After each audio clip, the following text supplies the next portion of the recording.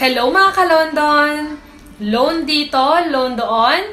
For today's video ay panibago na namang online loan application ang ating re-reviewin. Tara, samahan nyo kung alamin kung ito na ba ang magiging solusyon sa pera problema natin. Kung bago ka nga lang pala sa channel na ito ay mag-subscribe ka na at i-click ang notification bell para lagi kang updated sa mga susunod pa nating mga videos. Malapit na naman ang katapusan ng buwan at ibig sabihin ay paparating na rin ang ating mga bayarin. Kaya sigurado akong marami na naman sa atin ang kakapusin. At ang una nating iisipin ay paano makakahanap ng pwede nating mautangan. Kaya naman isa sa mga options natin ang mga online loan application na pwede nating mautangan. Pero syempre dapat bago tayo mag-try mag-loan at mangutang sa mga OLA na ito, ay dapat siguraduhin muna natin na legit at worth it na mag-loan sa OLA na balak mong pag-loanan. Kaya naman, tama ang ginagawa mo na nanonood ka muna ng mga ganitong klase ng video para at least magka-idea ka sa mga loan application na legit at mauasahan sa oras ng pangailangan. Dito sa review natin ay tuturuan ko rin kayo ng step-by-step procedures kung paano ba mag-loan at kung magkano na lang ba ang makukuha natin sa amount na ilo-loan natin. At kung desidido ka na talagang mag-loan ay siguraduhin ilimit mo lang sa 3 hanggang 5 contacts ang nasa phone book ng iyong cellphone para kung sakaling mag-message yung mga agent ng OLA ay hindi lahat masenda ng messages ang nasa phone book mo. Ang online loan application nga pala na re-reviewin natin ngayong araw ay ang Credit Cash.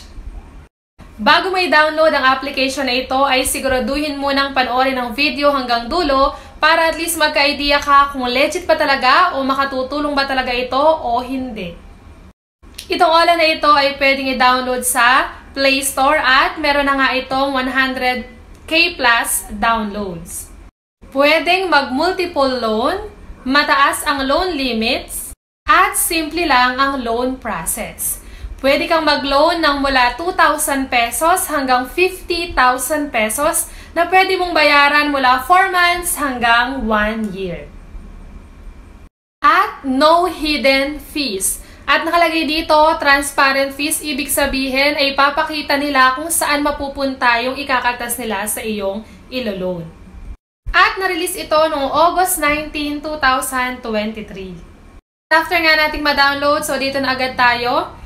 At may nakalagay dito na request loan. Tapos merong nang nakalagay na amount dito. So tingnan natin kung mababago yan mamaya.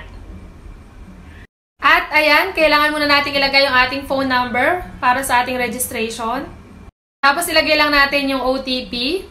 And may magpa-pop up dyan na allow credit cash to access this device location. At ayan naman yung susunod, permissions declaration. So kailangan nating i-accept all. At after nyan ay ito na ang kanilang hihingin na mga information. So una na dyan is number of credit cards kung meron. Pero kung wala naman, ilagay nyo lang ay 0. Tapos next is dun sa contact information, kailangan natin ilagay yung email. Dapat yung email natin ay active at nakaka-receive ng mga messages. Tapos dito naman sa work information, sa profession, so pipili lang tayo kung anong profession tayo dyan. Next is monthly income, tapos payroll, and then marital status kung single ba o married. Purpose of loan, kung para saan mo gagamitin yung pera na ilo-loan mo. Tapos kasama din yung education level kung ano yung natapos mo.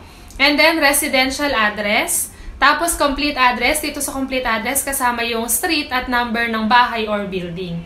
And then, next naman is facial verification. So dito, pag-take tayo ng selfie at may nakalagay dito na dapat don't cover your face, can't be too dark, so dapat maliwanag para mas malinaw yung kuha. And then make it clear as much as possible. At please put your face into the front cam. At after nga ay pipicture na yung ID mo, so kailangan lagi mong hawak yung ID mo na pipiliin. So pwede dito ang PRC, SSS, Passport, Postal, UMID, PhilHealth, Driver's License, TIN, Voter's ID, Pag-ibig at PhilSys ID. At pagkayari mapicturean yung ID is continue na agad tayo. So dito nga sa email, kagaya ng sinabi ko kanina, kailangan yung email natin is active at nakaka-receive ng messages. Kung mapapansin nyo, yung mga merong red na asterisk dyan, kailangan yan lahat sagutan. At susunod naman dito sa work information, yung profession, so pipili tayo.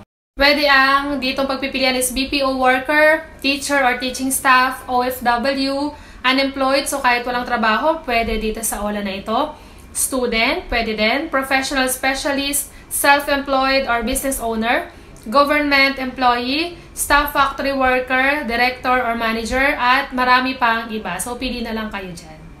At dito naman sa monthly income, kung magkano yung sinasahod mo, monthly. And then yung payroll period, tapos yung payroll date, kung kailan ka talaga eksaktong sumasahod. Tapos, dito naman sa may baba, makikita dito yung add more information to increase your quota. At ito nga yung mga information na hinihingi niya para mas tumaas daw yung quota mo. So, kailangan mo daw maglagay ng other phone number, tapos yung company name, and company phone number. Plus, ilalagay mo din yung number of children. At kasali din pala yung G-score mo, kung ilan na yung G-score mo na makikita mo sa yung GCash account. So, itatype mo dyan yung G-score mo. At itong mga info naman na ito ay optional lang, kaya kung ayaw mong ibigay ay okay lang din naman. Kasi pag binigay mo itong info na to ay mas tataas yung chance na ma-approve yung loan mo at mas tumaas yung credit limit mo. So, next naman is emergency contacts na. So, kailangan dito ng 3 contacts. So, ibibigay yung phone number nila. Tapos, kung kaano-ano mo yung contact reference na binigay mo. So, mas maganda din na kapag ilalagay mo yung contact reference dito, ay alam nila na inilagay mo sila bilang contact reference sa loan mo. Para kung sakaling tawagan man sila, ay hindi na sila magulat na may bigla na lang tatawag sa phone number ng contact reference na nilagay mo. At dito na nga tayo agad sa receiving account kung saan mo ba marireceive or makukuha yung amount na niloan mo. So, pag e-wallet ang pinili mo, pwede ang GCash, PayMaya, GrabPay, at Coins.ph. At dito nga yung may nag-pop up pa na need money in a hurry, need a part-time job to make a money. So, hindi lang loan ang ino-offer nila, meron ding part-time job. At dito nga ay binigyan nila ako ng credit limit na 1,000 pesos na pwede kong bayaran daw ng 4 months. So, tingnan natin kung 4 months talaga.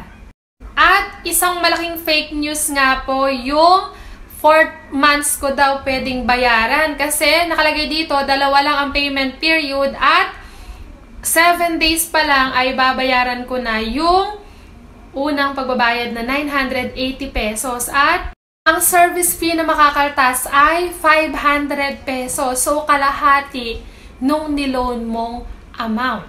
So, hindi ko alam kung loan ba talaga ang ino-offer netong OLA na ito o nang iisa na lang siya or nang loloko na lang talaga siya ng tao. So, hindi po recommended itong online loan application na ito dahil bukod sa 7 days pa lang ay kailangan mo nang bayaran yung 980 pesos na almost buo nung inutang mo ay 500 pa ang makakaltas at 500 pesos lang ang makukuha mo dun sa 1,000 na niloan mo. So, dito na nga po natatapos ang aking review dito sa OLA na ito. Hanggang sa muli mga ka-London! Bye-bye!